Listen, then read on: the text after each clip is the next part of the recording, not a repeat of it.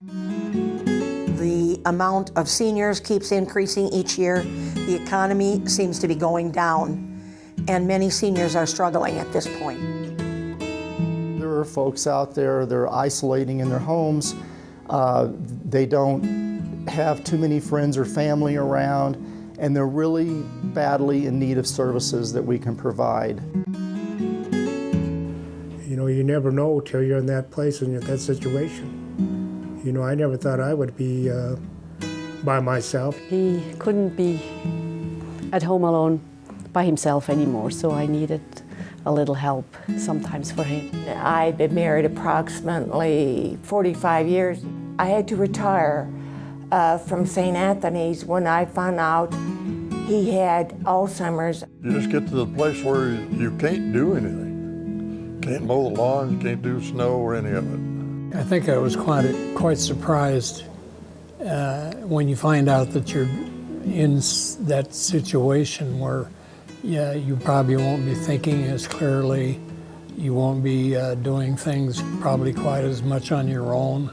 My family, it was kind of a burden on them because I was depending on them, friends and stuff like that, people that really knew me. And I tried always to pay my utilities, but sometimes I just couldn't, or else that meant going without food for 1 or 2 weeks. The Senior Hub was created 25 years ago by Adams County government to be the one place, in Adams County at least, that older adults can go when they needed help.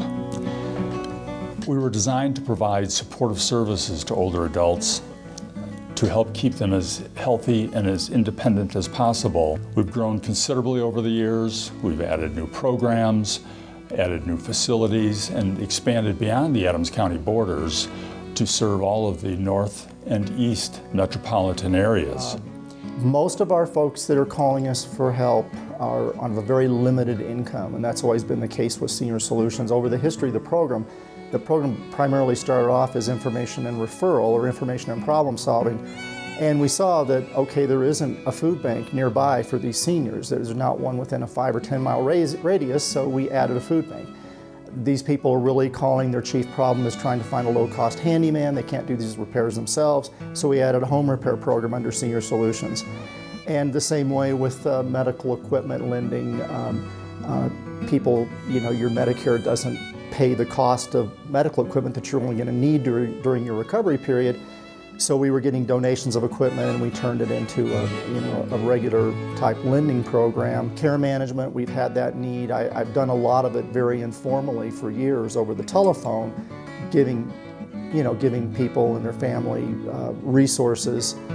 Now we can do it on a more complete, formal basis. A family member, if they are giving help and they are giving care, that's hard. Caregiving is so difficult, so they need to get a break. So they need someone then like myself to come in and help them find that break. One person might need me to help them find an assisted living. Then we have to go and look at the assisted livings. We have to go and see them and get paperwork, do application process. Another person might need someone to help them in their home.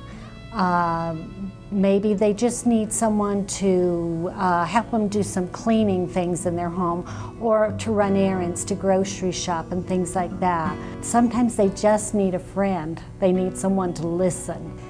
In a lot of cases, by the time I've worked with them, they have worked with other people and they haven't gotten anywhere. If I'm able to get them something, I feel that I've done something for them and made them a little bit safer and happier. In the morning, folks gather around the tables, they drink coffee, they read the newspaper, they visit, they socialize, and it's really an opportunity for members of the community who would otherwise be isolated in their homes to come in and interact with one another. We have people who have Parkinson's, we have people who are stroke victims. Dementia is our main, I would say probably 60% of our participants have some level of dementia. We have a fair amount of folks right now who are independent and able to care for themselves, but they just need interaction. I believe, that's part of life is, you can have your physical needs met, you can have your mental needs met, but your social needs are very important also. We are a unique program, not only because of the fact that we have 2 different meals, but because of the philosophy of the entire program. And that is, we want to deliver a meal every day and something more. Something that's humorous, something that keeps them in touch with what is going on in the community, answering a question, but we try to bring some joy. We have a remarkable core of volunteers, and they do become very well acquainted with each client. RSVP is the department for those who want to volunteer. Our average volunteer is about 74, 75 years old. We have everything from the beginning age of 55 on up. We have a lot of volunteers that are homebound, and they still want to volunteer. They still want to be part of feeling valued by society. We have volunteers placed in many different kinds of locations. Schools and food banks and government agencies and nonprofits of all kinds. All of our program directors have been here a surprisingly long time, and I'm sure it's for the same reason that I'm still here. We really believe that we're helping people, we're making a difference in their lives and their families' lives, and that is important to our life.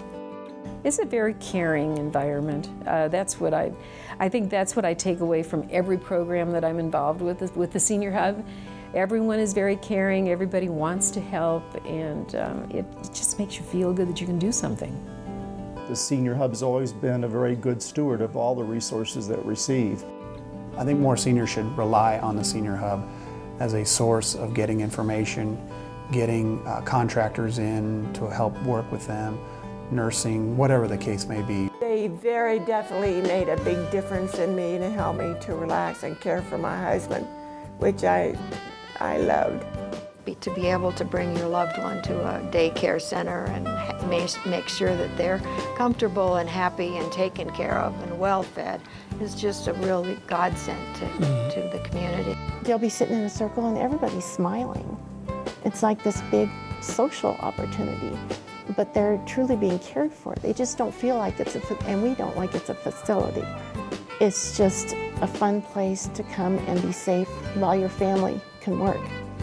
Oh, but this is a place to relax, really. This is what I enjoy, you know. Come see us. Come sit down and have lunch with us. Come spend time with us, because honestly, if you come spend half an hour here, you understand what we're about, and that this is a place that we will respect your loved one, we will treat them with dignity, and we will do everything in our power to make their day a wonderful day.